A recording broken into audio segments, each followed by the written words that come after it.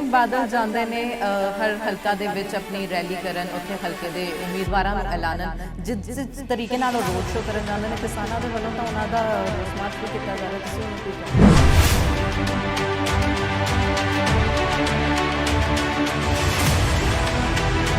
ਪ੍ਰਾਪਤੀਆਂ ਗਿਣਾਉਣ ਦਾ ਸਮਾਂ ਹੁਣੇ ਨਹੀਂ ਹੈ। ਪ੍ਰਾਪਤੀਆਂ ਗਿਣਾਉ ਕੇ ਤੁਹਾਨੂੰ ਲੱਗਦਾ ਕਿ ਇਸ ਵਾਰ ਦੀਆਂ ਚੋਣਾਂ ਕਿੰਨੀਆਂ ਅਲੱਗ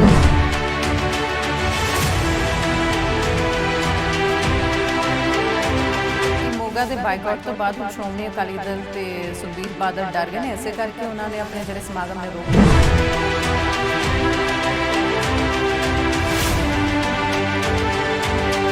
ਸ਼੍ਰੋਮਣੀ ਅਕਾਲੀ ਦਲ ਪ੍ਰਾਈਵੇਟਾਈਜੇਸ਼ਨ ਦੇ ਕਿੰਨੇ ਖਿਲਾਫ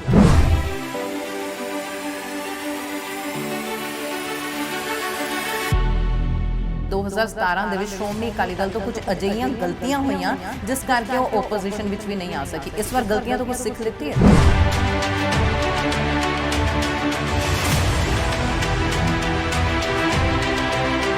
देखो गल आ कुदरती आ बंदा गलतियों तो सीखता कुदरती आ बंदा पिछले समय में जी कितने त्रुटि हुई रही उन्होंने दूर करके अगे बढ़ता।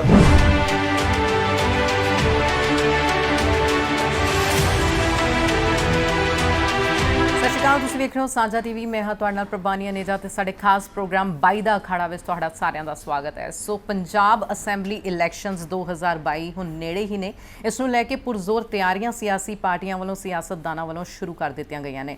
ਅੱਜ ਪੰਜਾਬ ਦੇ ਅਸੈਂਬਲੀ ਇਲੈਕਸ਼ਨਸ ਨੂੰ ਲੈ ਕੇ ਸ਼੍ਰੋਮਣੀ ਅਕਾਲੀ ਦਲ ਦਾ ਕੀ ਅਕਸ ਹੈ, ਕਿਹੜੇ ਪੁਆਇੰਟਸ ਨੇ, ਕਿਸ ਤਰੀਕੇ ਦੀਆਂ ਤਿਆਰੀਆਂ ਚੱਲ ਰਹੀਆਂ ਨੇ, ਇਸ ਨੂੰ ਲੈ ਕੇ ਗੱਲ ਕਰਾਂਗੇ। ਸਾਡੇ ਨਾਲ ਸਾਬਕਾ ਮੈਂਬਰ ਪਾਰਲੀਮੈਂਟ ਤੇ ਸ਼੍ਰੋਮਣੀ ਅਕਾਲੀ ਦਲ ਦੇ ਸੀਨੀਅਰ ਆਗੂ ਪ੍ਰੋਫੈਸਰ ਪ੍ਰੇਮ ਸਿੰਘ ਚੰਦੂਮਾਜਰਾ। ਸਰ ਬਹੁਤ ਬਹੁਤ ਸਵਾਗਤ ਤੁਹਾਡਾ ਸਾਂਝਾ ਟੀਵੀ ਤੇ। ਸੋ ਇਲੈਕਸ਼ਨਸ ਨੇੜੇ ਆ ਗਏ ਨੇ, ਸ਼੍ਰੋਮਣੀ ਅਕਾਲੀ ਦਲ ਦੀਆਂ ਤਿਆਰੀਆਂ ਕਿਸ ਤਰੀਕੇ ਨਾਲ ਚੱਲ ਰਹੀਆਂ ਨੇ? देखो श्रोमणी अकाली दल वैसे भावें इलैक्शनां नेड़े आ रही ने पर श्रोमणी अकाली दल बिना चोणां तो भी फील्ड ਦੇ ਵਿੱਚ ਹਮੇਸ਼ਾ ਸਰਗਰਮ ਰਹਿੰਦਾ। ਪਿਛਲੇ ਸਮੇਂ ਤੋਂ ਕਿਸਾਨ ਸੰਘਰਸ਼ ਚੱਲ ਰਿਹਾ 1 ਸਾਲ ਤੋਂ। ਕਿਸਾਨ ਸੰਘਰਸ਼ ਵਿੱਚ ਵੀ ਮੇਰਾ ਖਿਆਲ ਹੈ ਕੋਈ ਐਸੀ ਕਾਲ ਕਿਸਾਨ ਜਥੇਬੰਦੀਆਂ ਵੱਲੋਂ ਜਿਹੜੀ ਦਿੱਤੀ ਗਈ ਹੋਵੇ ਉਹਦੇ 'ਚ ਹੈ ਨਹੀਂ ਵੀ ਅਕਾਲੀ ਦਲ ਦੇ ਵਰਕਰ ਸ਼ਾਮਲ ਨਾ ਹੋਏ ਹੋਣ। ਵੈਸੇ ਵੀ ਅਕਾਲੀ ਦਲ ਭਾਵੇਂ ਕਾਨੂੰਨੀ ਤੌਰ 'ਤੇ ਆਪੋਜੀਸ਼ਨ ਪਾਰਟੀ ਦੇ ਤੌਰ 'ਤੇ ਨਹੀਂ ਸੀ, ਗਿਣਤੀ ਮਿਣਤੀ ਦੇ ਹਿਸਾਬ ਨਾਲ ਹੋਰ ਪਾਰਟੀ ਸੀ, ਪਰ ਸ਼੍ਰੋਮਣੀ ਅਕਾਲੀ ਦਲ ਨੇ ਹਮੇਸ਼ਾ ਪੰਜਾਬ ਦੇ ਅੰਦਰ ਇੱਕ ਵਿਰੋਧੀ ਧਿਰ ਦਾ ਰੋਲ ਨਿਭਾ ਕੇ ਪੰਜਾਬ ਦੇ ਹੱਕਾਂ ਦੀ ਰਾਖੀ ਕੀਤੀ। ਜਦੋਂ ਨਸ਼ਿਆਂ ਦੀਆਂ ਨਜਾਇਜ਼ ਫੈਕਟਰੀਆਂ ਫੜੀਆਂ ਗਈਆਂ, ਧਰਨੇ ਹੋਰ ਨਹੀਂ ਕਿਸੇ ਨੇ ਲਾਏ, ਮੁਜ਼ਾਹਰੇ ਹੋਰ ਨਹੀਂ ਕਿਸੇ ਨੇ ਕੀਤੇ, ਗਵਰਨਰ ਤੱਕ ਹੋਰ ਨਹੀਂ ਕੋਈ ਪਾਰਟੀ ਗਈ, ਕੇਵਲ ਤੇ ਕੇਵਲ ਜੇ ਕੋਈ ਗਿਆ ਤਾਂ ਅਕਾਲੀ ਦਲ ਗਿਆ। ਜੇ ਜ਼ਮੀਨਾਂ 'ਤੇ ਨਜਾਇਜ਼ ਕਬਜ਼ੇ ਹੋਏ, ਮਾਰ ਧਾੜ ਹੋਈ, ਗੈਂਗਸਟਰ ਵਾਰ ਸ਼ੁਰੂ ਹੋਈ, ਉਹਦੇ ਵਿਰੁੱਧ ਵੀ ਜੇ ਕਿਸੇ ਨੇ ਆਵਾਜ਼ ਉਠਾਈ ਤਾਂ ਸ਼੍ਰੋਮਣੀ ਅਕਾਲੀ ਦਲ ਨੇ ਉਠਾਈ। ਜਦੋਂ ਵੀ ਕਿਤੇ ਡੀਜ਼ਲ ਦੀਆਂ ਕੀਮਤਾਂ ਵਧੀਆਂ, ਪੈਟਰੋਲ ਦੀਆਂ ਕੀਮਤਾਂ ਵਧੀਆਂ, ਮਹਿੰਗਾਈ ਵਧੀ, ਜਦੋਂ ਉਦੋਂ ਵੀ ਜੇ ਆਵਾਜ਼ ਉਠਾਈ ਤਾਂ ਅਕਾਲੀ ਦਲ ਨੇ ਉਠਾਈ। ਵਿਰੋਧੀ ਧਿਰ 'ਚ ਬਹਿ ਕੇ ਸਾਰੀ ਪਾਰਟੀਆਂ, ਭਾਵੇਂ ਵਿਰੋਧੀ ਧਿਰ 'ਚ ਹੋਵਣ ਨਾ ਹੋਵਣ, ਓਪੋਜੀਸ਼ਨ 'ਚ ਹੋ ਕੇ ਸਾਰੀ ਪਾਰਟੀਆਂ ਇਹ ਕੰਮ ਕਰਦੀਆਂ ਨੇ, ਵਿਰੋਧੀ ਪਾਰਟੀਆਂ ਕੰਮ ਕਰਦੀਆਂ ਨੇ। ਲੇਕਿਨ ਤੁਸੀਂ ਗੱਲ ਕੀਤੀ ਕਿਸਾਨਾਂ ਦੇ ਹੱਕਾਂ ਦੀ। 9 ਮਹੀਨੇ ਹੋ ਚੱਲੇ ਨੇ ਪੂਰੇ ਉੱਥੇ ਸੰਘਰਸ਼ 'ਚ ਬੈਠੇ ਹੋਏ ਕਿਸਾਨਾਂ ਨੂੰ। ਸੁਖਬੀਰ ਸਿੰਘ ਬਾਦਲ ਜਾਂਦੇ ਨੇ ਹਰ ਹਲਕਾ ਦੇ ਵਿੱਚ ਆਪਣੀ ਰੈਲੀ ਕਰਨ, ਉੱਥੇ ਹਲਕੇ ਦੇ ਉਮੀਦਵਾਰਾਂ ਨੂੰ ਐਲਾਨਣ, ਜਿਸ ਤਰੀਕੇ ਨਾਲ ਉਹ ਰੋਡ ਸ਼ੋਅ ਕਰਨ ਜਾਂਦੇ ਨੇ ਕਿਸਾਨਾਂ ਦੇ ਵੱਲੋਂ ਤਾਂ ਉਹਨਾਂ ਦਾ ਰੋਸ ਮਾਰਚ ਵੀ ਕੀਤਾ ਜਾ ਰਿਹਾ। ਤੁਸੀਂ ਉਹਨੂੰ ਕੀ ਕਹੋਗੇ? ਉਹਨਾਂ ਦਾ ਬਾਈਕਾਟ ਵੀ ਹੋ ਰਿਹਾ। ਦੇਖੋ ਮੈਂ ਸਮਝਦਾ ਕਿ ਪਹਿਲੀ ਗੱਲ ਤਾਂ ਲੋਕਾਂ ਕੋਲ ਜਾ ਕੇ ਲੋਕਾਂ ਦੀ ਗੱਲ ਸੁਣਨੀ, ਲੋਕਾਂ ਦੀ ਤਕਲੀਫ ਸੁਣਨੀ ਔਰ ਉਹਨਾਂ ਨਾਲ ਬੈਠ ਕੇ ਹੱਲ ਗੱਲਬਾਤ ਕਰਕੇ ਕੋਈ ਸਮੱਸਿਆਵਾਂ ਦਾ ਹੱਲ ਲੱਭਣਾ ਕੋਈ ਗੁਨਾਹ ਨਹੀਂ ਹੈ। ਰਾਜਸੀ ਪਾਰਟੀਆਂ ਜੇ ਲੋਕਾਂ ਕੋਲ ਜਾ ਕੇ ਲੋਕਾਂ ਦੀ ਗੱਲ ਨਹੀਂ ਸੁਣਨਗੀਆਂ ਤਾਂ ਮੈਂ ਸਮਝਦਾ ਅਸੀਂ ਕਹਿੰਦੇ ਵੀ ਬੜੀ ਮਾੜੀ ਪਾਰਟੀ ਆ ਜਿਹੜੀ ਉੱਪਰੋਂ ਹੀ ਫੈਸਲੇ ਕਰੀ ਜਾਂਦੀ ਆ। ਜੇ ਪਾਰਟੀ ਲੋਕਾਂ ਵਿੱਚ ਜਾ ਕੇ ਲੋਕਾਂ ਦੀ ਗੱਲ ਸੁਣ ਕੇ ਕੋਈ ਫੈਸਲੇ ਕਰਦੀ ਆ ਤਾਂ ਉਹਦੀ ਤਾਂ ਸਰਾਹਨਾ ਕਰਨੀ ਬਣਦੀ ਆ। ਸੋ ਇਹਨਾਂ ਦਿਨਾਂ ਵਿੱਚ ਜੇ ਸ਼੍ਰੋਮਣੀ ਅਕਾਲੀ ਦਲ ਗੱਲ ਪੰਜਾਬ ਦੀ ਕਰਕੇ ਪੰਜਾਬ ਦੇ ਲੋਕਾਂ ਕੋਲ ਜਾ ਰਿਹਾ ਤਾਂ ਉਹਦਾ ਬੁਰਾ ਨਹੀਂ ਮਨਾਉਣਾ ਚਾਹੀਦਾ ਮੈਂ ਸਮਝਦਾ। ਔਰ ਜਿੱਥੇ ਤੱਕ ਕਿਸਾਨ ਜਥੇਬੰਦੀਆਂ ਵੱਲੋਂ ਸੰਘਰਸ਼ ਦੇ ਵਿੱਚ ਸ਼ਾਮਲ ਹੋਣ ਦੀ ਗੱਲ ਆ, ਉਹਦਾ ਮੇਰਾ ਖਿਆਲ ਕੋਈ ਇੱਕ ਦਿਨ ਐਸਾ ਨਹੀਂ ਜਦੋਂ ਅਸੀਂ ਸੱਦਾ ਨਹੀਂ ਦਿੰਦੇ, ਅਸੀਂ ਗੱਲ ਨਹੀਂ ਕਰਦੇ ਵੀ ਜਿਹੜਾ ਵੀ ਵੱਧ ਤੋਂ ਵੱਧ ਯੋਗਦਾਨ ਦੇ ਸਕਦਾ ਤਾਂ ਉਹਦੇ 'ਚ ਹਿੱਸਾ ਪਾਓ। ਔਰ ਸਾਡੇ ਪ੍ਰੋਫੈਸਰ ਸਾਹਿਬ, ਮੇਰਾ ਸਵਾਲ ਹੈ ਕਿ ਅਗਰ ਸ਼੍ਰੋਮਣੀ ਅਕਾਲੀ ਦਲ ਕਿਸਾਨ ਹਮਾਇਤੀ ਹੈ ਤੇ ਕਿਸਾਨ ਦੀਆਂ ਜਥੇਬੰਦੀਆਂ, ਕਿਸਾਨ ਜਿਹੜੇ ਨੇ ਉਹ ਅੱਜ ਸ਼੍ਰੋਮਣੀ ਅਕਾਲੀ ਦਲ ਦਾ ਬਾਈਕਾਟ ਕਿਉਂ ਕਰ ਰਹੇ ਨੇ? ਇਹੀ ਤਾਂ ਸਾਨੂੰ ਹੈਰਾਨੀ ਦੀ ਗੱਲ ਆ। ਦੇਖੋ ਇੱਕ 100 ਭਾਰ ਵੱਢਦਾ ਖੇਤ 'ਚ, ਇੱਕ 5 ਵੱਢਦਾ, ਬਰਾਬਰ ਕਿਵੇਂ ਹੋ ਸਕਦੇ ਆ? ਹੱਥਕੜੀਆਂ ਲਾਉਣ ਵਾਲੇ ਤੇ ਹੱਥਕੜੀਆਂ ਹਟਾਉਣ ਵਾਲੇ ਬਰਾਬਰ ਕਿਵੇਂ ਹੋ ਸਕਦੇ ਆ? ਇੱਕ ਖਾਦਾਂ ਦੇ ਭਾਅ ਵਧਾਉਂਦੇ ਨੇ, ਇੱਕ ਖਾਦਾਂ ਦੇ ਭਾਅ ਵਧੇ ਹੋਏ ਬੰਦ ਕਰਾਉਂਦੇ ਨੇ, ਬਰਾਬਰ ਕਿਵੇਂ ਹੋ ਸਕਦੇ ਆ? ਹੁਣ ਆ WTO ਦੀ ਗੱਲ ਆ, ਇਹ ਮਾਂ ਜਿਹੜੀ ਜੜ ਜਿਹੜੀ ਇਹ ਕਾਰਪੋਰੇਟ ਘਰਾਣਿਆਂ ਨੂੰ ਦੇਸ਼ ਦੇ ਅੰਦਰ ਲਿਆਉਣ ਦੀ, ਉਹ ਹੈ WTO ਦੇ ਫੈਸਲੇ। ਨਰਸਿਮਹਾ ਰਾਓ ਦੇ ਸਮੇਂ ਹੋਏ, ਪ੍ਰਾਈਵੇਟਾਈਜੇਸ਼ਨ ਹੋਈ ਉਦੋਂ, ਕਾਰਪੋਰੇਟ ਸੈਕਟਰ ਵਧਿਆ ਉਦੋਂ, ਤੇ ਉਦੋਂ ਇਹ ਅਡਾਨੀ ਅਬਾਨੀ ਉਦੋਂ ਪੈਦਾ ਹੋਏ। ਤੇ ਉਹਦੇ ਵਿੱਚੋਂ ਜਦੋਂ ਵੀ ਕਿਤੇ ਅੰਤਰਰਾਸ਼ਟਰੀ ਪੱਧਰ ਤੇ WTO ਦੀ ਮੀਟਿੰਗ ਹੁੰਦੀ ਆ ਤੇ ਭਾਰਤ ਸਰਕਾਰ ਦਾ ਕੀ ਸਟੈਂਡ ਹੁੰਦਾ ਉਹਦੇ ਤੇ ਜੇ ਕਿਸਾਨ ਵਿਰੋਧੀ ਹੋਏਗਾ, ਪੰਜਾਬ ਵਿਰੋਧੀ ਹੋਏਗਾ, ਤਾਂ ਮੇਰਾ ਖਿਆਲ ਕੇਵਲ ਤੇ ਕੇਵਲ ਜੇ ਪੰਜਾਬ ਦੇ ਵਿੱਚੋਂ ਕੋਈ ਬੋਲਿਆ ਤਾਂ ਸ਼੍ਰੋਮਣੀ ਅਕਾਲੀ ਦਲ ਬੋਲਿਆ। ਪਾਰਲੀਮੈਂਟ ਦਾ ਰਿਕਾਰਡ ਆ ਕਿ WTO ਦੇ ਨੈਰੋਬੀ ਵਿੱਚ ਹੋਏ ਫੈਸਲੇ ਤੇ ਜਦੋਂ ਉੱਥੇ ਕਮਰਸ ਮਿਨਿਸਟਰ ਭਾਰਤ ਦਾ ਜਾ ਰਿਹਾ ਸੀ ਤੇ ਭਾਰਤ ਦਾ ਸਟੈਂਡ ਸੀ ਕਿ ਖੇਤੀ ਸੰਬੰਧੀ ਜਿਹੜੀਆਂ ਸਬਸਿਡੀਆਂ ਨੇ ਖੇਤੀ ਤੇ ਉਹ ਵਾਪਸ ਲੈ ਲੈਣੀਆਂ ਚਾਹੀਦੀਆਂ, ਆਮ ਲੋਕਾਂ ਨੂੰ ਦਿੱਤੀਆਂ ਸਬਸਿਡੀਆਂ ਵਾਪਸ ਲੈ ਲੈਣੀਆਂ ਚਾਹੀਦੀਆਂ, ਆਟਾ ਦਾਲ ਜਿਹੜਾ ਸਸਤਾ ਦਿੱਤਾ ਇਹ ਵੀ ਵਾਪਸ ਹੋ ਸਕਦਾ ਸੀ, ਸ਼ਗਨ ਸਕੀਮ ਵਾਪਸ ਹੋ ਸਕਦੀ ਸੀ, ਟਿਊਬਵੈੱਲਾਂ ਦੇ ਬਿੱਲ ਜਿਹੜੇ ਮਾਫ ਕੀਤੇ ਉਹ ਵਾਪਸ ਹੋ ਸਕਦੇ ਸੀ। ਜੇ ਨੈਰੋਬੀ ਵਿੱਚ ਲੋਕ ਸਭਾ ਵਿੱਚ ਮੈਂ ਮਸਲਾ ਉਠਾਇਆ, ਮੋਦੀ ਸਾਹਿਬ ਨੂੰ ਅਸੀਂ ਮਿਲੇ, MP ਇਕੱਠੇ ਹੋ ਕੇ ਰਾਜਸਥਾਨ UP ਬਿਹਾਰ ਦੇ ਸਾਰੇ, ਤੇ ਅਸੀਂ ਇਹ ਫੈਸਲਾ ਕਰਵਾਇਆ ਵੀ ਭਾਰਤ ਨੂੰ ਵਿਕਸਿਤ ਦੇਸ਼ਾਂ ਦੇ ਅੰਡਰ ਨਹੀਂ ਲੱਗਣਾ ਚਾਹੀਦਾ ਤੇ ਸਬਸਿਡੀਆਂ ਵਾਪਸ ਨਹੀਂ ਲੈਣੀਆਂ ਚਾਹੀਦੀਆਂ। ਮੈਂ ਪੂਰੇ ਵਿਸ਼ਵਾਸ ਨਾਲ ਕਹਿ ਸਕਦਾ ਜੇ ਉਦੋਂ ਅਸੀਂ ਪਾਰਲੀਮੈਂਟ ਵਿੱਚ ਨਾ ਸਟੈਂਡ ਲਿਆ ਹੁੰਦਾ ਤਾਂ ਅੱਜ DAP ਦਾ ਥੈਲਾ 2200 ਨੂੰ ਹੋਣਾ ਸੀ, ਯੂਰੀਆ 1200 ਨੂੰ ਹੋਣਾ ਸੀ।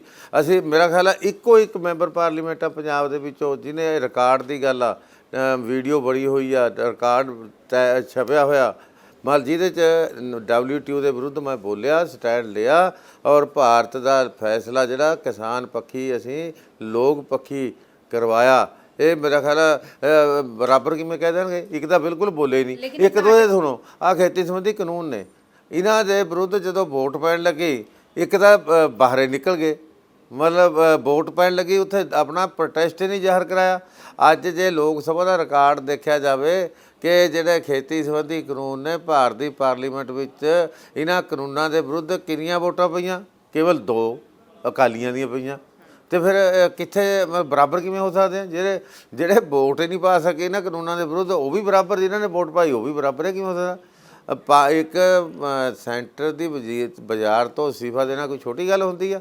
ਇੱਕ ਅਸਤੀਫਾ ਦੇ ਰਹੇ ਆ, ਇੱਕ ਮਤਲਬ ਐਵੇਂ ਥੁੱਕਣਾ ਪਕੌੜੇ ਪਕਾ ਰਹੇ ਆ, ਇਹ ਗੱਲਾਂ ਮਤਲਬ ਅਸੀਂ ਸਾਡਾ ਇਸ ਗੱਲ ਤੇ ਸਾਨੂੰ ਦੁੱਖ ਵੀ ਹੈ ਇਸ ਗੱਲ ਦਾ। ਆ ਹੁਣ ਖੰਡ ਮਿੱਲਾਂ ਨੇ ਹੁਣ ਲੱਡੂ ਖਿਲਾਉਂਦੇ ਫਿਰਦੇ ਸੀ, ਇੱਕ ਦਿਨ ਇੱਕ ਹਫ਼ਤਾ ਧਰਨੇ ਲਾ ਕੇ ਤਾਂ ਗੰਨੇ ਦੇ ਭਾਅ ਵਧਵਾਏ ਤੇ ਇੱਕ ਸਾਲ ਦਾ ਬਕਾਇਆ ਪਿਆ ਕਿਸਾਨਾਂ ਦਾ ਸਰਕਾਰ ਵੱਲ। ਜਦੋਂ ਮੈਂ ਵਜ਼ੀਰ ਸੀ, 1 ਸਾਲ ਮੈਂ ਵਜ਼ੀਰ ਰਿਹਾ, 2 ਸੀਜ਼ਨਾਂ ਦਾ ਮੁਨਾਫਾ ਵੰਡਿਆ ਖੰਡ ਮਿੱਲਾਂ ਦਾ, 7-7 ਕਰੋੜ 8-8 ਕਰੋੜ। ਮੇਰੇ ਤੋਂ ਪਹਿਲਾਂ ਮੇਰੇ ਤੋਂ ਬਾਅਦ ਅੱਜ ਤੱਕ ਕਿਸੇ ਨੇ ਖੰਡ ਮਿੱਲਾਂ ਦਾ ਮੁਨਾਫਾ ਨਹੀਂ ਵੰਡਿਆ। ਫਿਰ ਬਰਾਬਰ ਕਿਵੇਂ ਹੋ ਸਕਦੇ ਆ? ਸਰ, ਪ੍ਰਾਪਤੀਆਂ ਗਿਣਾਉਣ ਦਾ ਸਮਾਂ ਹੁਣੇ ਨਹੀਂ ਹੈ। ਪ੍ਰਾਪਤੀਆਂ ਗਿਣਾਉ ਕੇ ਤੁਹਾਨੂੰ ਲੱਗਦਾ ਕਿ ਇਸ ਵਾਰ ਦੀਆਂ ਚੋਣਾਂ ਕਿੰਨੀਆਂ ਅਲੱਗ ਨੇ? ਕਿਉਂਕਿ ਹਰ ਵਾਰ ਜਿਹੜੀਆਂ ਸਿਆਸੀ ਪਾਰਟੀਆਂ ਨੇ, ਸਿਆਸਤਦਾਨ ਨੇ ਆਪਣੀ ਪ੍ਰਾਪਤੀਆਂ ਗਿਣਾ ਕੇ ਹੁਣੇ ਤੱਕ ਚੋਣਾਂ ਜਿੱਤਦੇ ਆਏ ਨੇ, ਲੇਕਿਨ ਇਸ ਵਾਰ ਪੰਜਾਬ ਦਾ ਜਿਹੜਾ ਵਿਕਾਸ ਮਾਡਲ ਆ ਉਹਨੂੰ ਕਿਸਾਨ ਸੰਘਰਸ਼ ਨੇ ਬਿਲਕੁਲ ਬਦਲ ਕੇ ਰੱਖ ਦਿੱਤਾ। ਦੇਖੋ ਗੱਲ ਇਹ ਆ, ਵਿਕਾਸ ਮਾਡਲ ਜਿਹੜਾ ਠੀਕ ਆ, ਕਿਸਾਨ ਸੰਘਰਸ਼ ਦੀ ਬੜੀ ਅਹਿਮੀਅਤ ਆ। ਕਿਸਾਨ ਸੰਘਰਸ਼ ਨੇ ਲੋਕਾਂ ਦੀ ਸੋਚ ਵਿੱਚ, ਹਾਲਾਤਾਂ ਵਿੱਚ ਬੜਾ ਫਰਕ ਪਾਇਆ। ਪਰ ਇੱਕ ਗੱਲ ਤਾਂ ਮੰਨਣੀ ਪਏਗੀ, ਜਿਹੜੇ MLA MP ਵਜ਼ੀਰ ਬਣਾਉਣੇ ਆ, ਇਹਨਾਂ ਤੇ ਮੱਕੀ ਕਢਾਉਣੀ ਆ, ਇਹਨਾਂ ਤੇ ਝੋਨਾ ਲਵਾਉਣਾ, ਇਹਨਾਂ ਤੇ ਇਹੀ ਕੰਮ ਕਰਾਉਣੇ ਹੁੰਦੇ ਆ ਵੀ ਸਾਡੇ ਬੱਚਿਆਂ ਨੂੰ ਨੌਕਰੀ ਦਿਓ, ਸਾਡੀਆਂ ਸੜਕਾਂ ਬਣਾਓ, ਸਾਡੇ ਇੱਥੇ ਹੈਲਥ ਸਰਵਿਸ ਕਰੋ, ਐਜੂਕੇਸ਼ਨ ਵਧੀਆ ਕਰੋ। ਇਹ MLA ਵਜ਼ੀਰਾਂ ਤੇ ਇਹੀ ਕੁਛ ਕਰਾਉਣਾ ਹੁੰਦਾ। ਰਾਜ ਸ਼ਕਤੀ ਜਿਹੜੀ ਆ, ਰਾਜ ਸ਼ਕਤੀ ਤੋਂ ਬਿਨਾਂ ਕੁਛ ਨਹੀਂ ਹੁੰਦਾ, ਪਰ ਰਾਜ ਸ਼ਕਤੀ ਸਹੀ ਹੱਥਾਂ ਵਿੱਚ ਹੋਵੇ। ਸਾਡਾ ਜਦੋਂ ਅਸੀਂ ਲੋਕਾਂ ਕੋਲ ਜਾਂਦੇ ਹਾਂ, ਕੋਈ ਪੋਲੀਟੀਕਲ ਪਾਰਟੀ ਲੋਕਾਂ ਕੋਲ ਜਾਂਦੀ ਆ, ਆਪਣਾ ਏਜੰਡਾ ਲੈ ਕੇ ਜਾਂਦੀ ਆ ਤੇ ਉਹ ਦੱਸਦੀ ਆ ਕਿ ਅਸੀਂ ਤੁਹਾਡੀ ਸੇਵਾ ਇਸ ਤਰੀਕੇ ਨਾਲ ਕਰ ਸਕਦੇ ਹਾਂ। ਲੋਕਾਂ ਨੇ ਦੇਖਣਾ ਹੁੰਦਾ ਵੀ ਕਿਹੜੀ ਪਾਰਟੀ ਆ ਜਿਹੜੀ ਮਤਲਬ ਸਾਡੇ ਮਤਲਬ ਕੰਮ ਜਿਹੜੇ ਮਸਲੇ ਆ, ਜਿਹੜੇ ਸਾਡਾ ਵਿਕਾਸ ਆ, ਜਿਹੜਾ ਸਾਡੀਆਂ ਮੁਸ਼ਕਿਲਾਂ ਨੇ ਜਿਹੜੀਆਂ ਇਹ ਹੱਲ ਕਰ ਸਕਦੀ ਆ, ਉਹਨੂੰ ਲੋਕ ਵੋਟਾਂ ਪਾ ਦਿੰਦੇ ਆ। ਪਰ ਗੱਲ ਲੋਕ ਰਾਜ ਵਿੱਚ ਗੱਲ ਕਹਿਣ ਦਾ ਤਾਂ ਹਰ ਇੱਕ ਨੂੰ ਹੱਕ ਆ। ਗੁਰੂ ਨਾਨਕ ਦੇਵ ਸਾਹਿਬ ਨੇ ਕਿਹਾ, ਜਦ ਤੱਕ ਦੁਨੀਆ ਰਹੀਏ ਨਾਨਕ, ਕਿਸ ਸੁਣੀਏ ਕਿਸ ਕਹੀਏ, ਕੁਛ ਸੁਣੋ ਕੁਛ ਸੁਣਾਓ। ਅਸੀਂ ਤਾਂ ਇਹਨਾਂ ਨੂੰ ਵੀ ਕਿਹਾ, ਕਿਸਾਨ ਜਥੇਬੰਦੀਆਂ ਦੇ ਆਗੂਆਂ ਨੂੰ ਕੱਲ੍ਹ ਵੀ ਅਸੀਂ ਅਪੀਲ ਕੀਤੀ ਆ, ਥਾਂ ਦੱਸ ਦਿਓ, ਸਮਾਂ ਦੱਸ ਦਿਓ, ਅਸੀਂ ਸਾਰੀਆਂ ਗੱਲਾਂ ਸਪਸ਼ਟ ਕਰਨ ਨੂੰ ਤਿਆਰ ਆ। ਅਸੀਂ ਇਹ ਗੱਲ ਭੁਲੇਖੇ ਕੱਢਣ ਨੂੰ ਤਿਆਰ ਆ ਕਿ ਕਿਹਨੇ ਕੀ ਕੀਤਾ। ਇਹ ਇੱਕ ਬੋਰਡ 'ਤੇ ਮਤਲਬ ਰਿਕਾਰਡ ਦੀਆਂ ਗੱਲਾਂ ਕਰ ਲੈਣ ਵੀ ਪਿਛਲੇ ਸਮੇਂ ਦੇ ਵਿੱਚ ਰਾਜ ਸੱਤਾ ਲੋਕਾਂ ਤੋਂ ਲੈ ਕੇ, ਵਜ਼ੀਰੀਆਂ ਲੈ ਕੇ, MLA MP ਬਣ ਕੇ ਕਿਹਨੇ ਕੀ ਕੀਤਾ, ਇਹਦਾ ਲੇਖਾ ਜੋਖਾ ਕਰ ਲੈਣ। ਅਸੀਂ ਲੇਖਾ ਜੋਖਾ ਕਰਨ ਦੇ ਵਿੱਚ ਜਾਣ ਲਈ ਤਿਆਰ ਆ।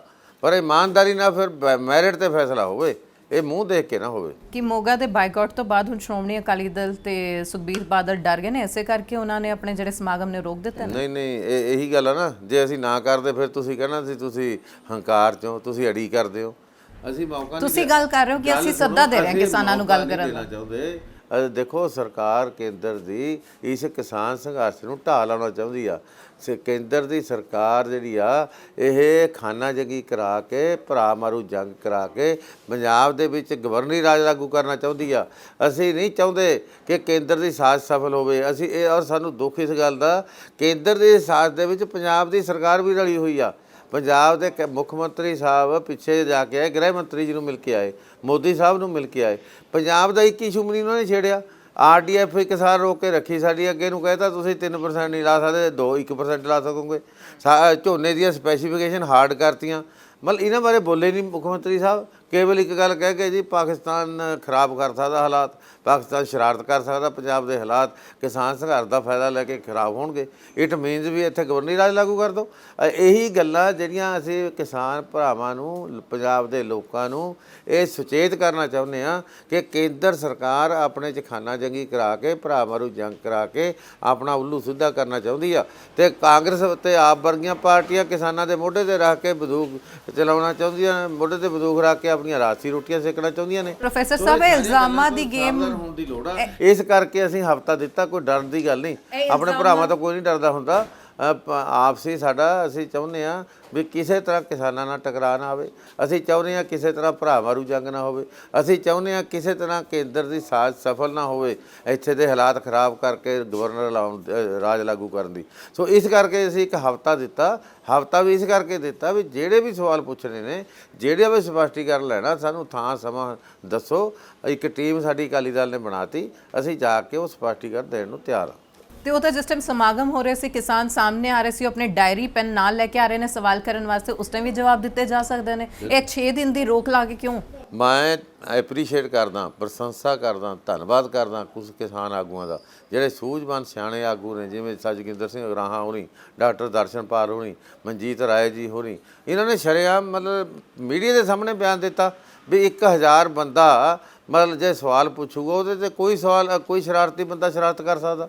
ਮਤਲਬ ਇਸ ਤਰ੍ਹਾਂ ਦੇ ਹਜੂਮ ਦੇ ਵਿੱਚ ਸਵਾਲ ਪੁੱਛ ਕੇ ਹਾਲਾਤ ਖਰਾਬ ਨਾ ਹੋਣ, ਖਾਨਾ ਜੰਗੀ ਦੇ ਭਰਾ ਮਾਰੂ ਜੰਗ ਦੇ ਹਾਲਾਤ ਨਾ ਬਣਨ, ਕੇਂਦਰ ਨੂੰ ਮੌਕਾ ਨਾ ਮਿਲੇ ਇੱਥੇ ਗਵਰਨਰੀ ਰਾਜ ਲਾਗੂ ਕਰਨ ਦਾ। ਵੀ ਚੰਗਾ ਤਰੀਕਾ ਇਹ ਆ, ਮਤਲਬ ਪ੍ਰੈਕਟੀਕਲ ਤਰੀਕਾ ਇਹ ਆ ਵੀ ਤੁਸੀਂ ਇੱਕ ਥਾਂ ਦੱਸ ਦਿਓ, ਸਮਾਂ ਦੱਸ ਦਿਓ। ਸਾਡੀ ਟੀਮ, ਮੈਂ ਨਹੀਂ ਕਹਿੰਦਾ ਅਕਾਲੀਆਂ ਨੂੰ, ਕਾਂਗਰਸ ਨੂੰ ਵੀ ਪੁੱਛੋ, ਆਪ ਨੂੰ ਵੀ ਪੁੱਛੋ, ਕਿਸੇ ਵੀ ਜਿਹੜਾ ਵੀ ਅੱਜ ਤੱਕ MLA ਵਜ਼ੀਰ MP ਬਣਿਆ ਉਹਨੂੰ ਪੁੱਛੋ ਅਤੇ ਸਮਾਂ ਦਿਓ, ਥਾਂ ਦੱਸੋ। ਉਹ ਆਣ ਕੇ ਉੱਥੇ ਆਪਣਾ ਸਪਸ਼ਟੀਕਰਨ ਦੇਵੇ ਉਹਨੇ ਕੀ ਕੀਤਾ। ਜਿਸ ਤਰ੍ਹਾਂ ਜੇ ਤੁਹਾਡੀ ਤਸੱਲੀ ਆ ਠੀਕ ਆ, ਨਹੀਂ ਤਸੱਲੀ ਤਾਂ ਤੁਸੀਂ ਆਪਣਾ ਪੱਖ ਦੱਸ ਦਿਓ ਵੀ ਭਾਈ ਆਹ ਇੰਨਾ ਹੋਰ ਕਰੋ। ਸੋ ਮੇਰਾ ਮਤਲਬ ਵੀ ਇਹ ਤਰੀਕਾ ਕੋਈ ਬਣਾਉਣਾ ਪਏਗਾ। ਇਸ ਤਰ੍ਹਾਂ ਮਤਲਬ ਜੇ ਅਸੀਂ ਆਪਸ ਵਿੱਚ ਉਲਝ ਗਏ, ਆਪਸ ਵਿੱਚ ਹੀ ਮਤਲਬ ਜੁੰਡੋ ਜੁੰਡੀ ਹੋ ਗਏ, ਤਾਂ ਇਹਦੇ ਨਾਲ ਹਾਲਾਤ ਖਰਾਬ ਹੋਣਗੇ। ਉਹਦਾ ਫਾਇਦਾ ਕੇਂਦਰ ਲਏਗਾ। ਸੋ ਇਹ ਸਾਨੂੰ ਅਸੀਂ ਸੁਚੇਤ ਵੀ ਕੀਤਾ ਪੰਜਾਬ ਦੇ ਲੋਕਾਂ ਨੂੰ ਕਿ ਮਤਲਬ ਇਹ ਲਾਜ਼ਮੀ ਤੌਰ 'ਤੇ ਇਸ ਸਥਿਤੀ 'ਚੋਂ ਬਚਣ ਦੀ ਲੋੜ ਆ। ਇਸੇ ਕਰਕੇ ਅਸੀਂ ਹਫ਼ਤਾ ਦਿੱਤਾ, ਇਸੇ ਕਰਕੇ ਅਸੀਂ ਕਿਹਾ ਵੀ ਸਾਤੋਂ ਪੁੱਛੋ ਸਵਾਲ, ਅਸੀਂ ਜਵਾਬ ਦਈਏ ਤੁਹਾਨੂੰ। ਸੋ 2022 ਦੀ ਅਸੈਂਬਲੀ ਇਲੈਕਸ਼ਨਸ ਨੂੰ ਲੈ ਕੇ ਸਾਡੇ ਨਾਲ 22 ਦੇ ਅਖਾੜਾ ਦੇ ਵਿੱਚ ਅੱਜ ਮੌਜੂਦ ਨੇ ਪ੍ਰੋਫੈਸਰ ਪ੍ਰੇਮ ਸਿੰਘ ਚੰਦੂਮਾਜਰਾ। ਇਹਨਾਂ ਨਾਲ ਗੱਲਬਾਤ ਜਾਰੀ ਰਹੇਗੀ। ਫਿਲਹਾਲ ਵੇਲਾ ਚਲਾ ਇੱਕ ਛੋਟੇ ਜਿਹੇ ਵਕਫ ਦਾ ਬ੍ਰੇਕ ਤੋਂ ਬਾਅਦ ਫਿਰ ਲੌਟਦੇ ਹਾਂ।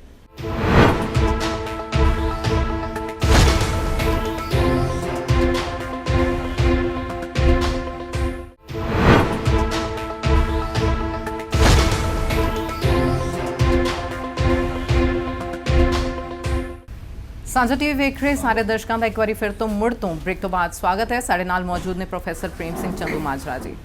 ਤੁਸੀਂ ਗੱਲ ਕਰ ਰਹੇ ਹੋ ਕਿਸਾਨਾਂ ਦੀ ਕਿ ਕਿਸਾਨ ਹਿੱਤ ਵਾਸਤੇ ਸ਼੍ਰੋਮਣੀ ਅਕਾਲੀ ਦਲ ਖੜੀ ਹੁੰਦੀ ਹੈ। 6 ਦਿਨਾਂ ਦਾ ਸਮਾਂ ਦਿੱਤਾ ਕਿ ਤਾਂ ਕਿ ਉਹਨਾਂ ਦੇ ਨਾਲ ਚੰਗੀ ਤਰੀਕੇ ਦੇ ਨਾਲ ਗੱਲਬਾਤ ਹੋ ਸਕੇ।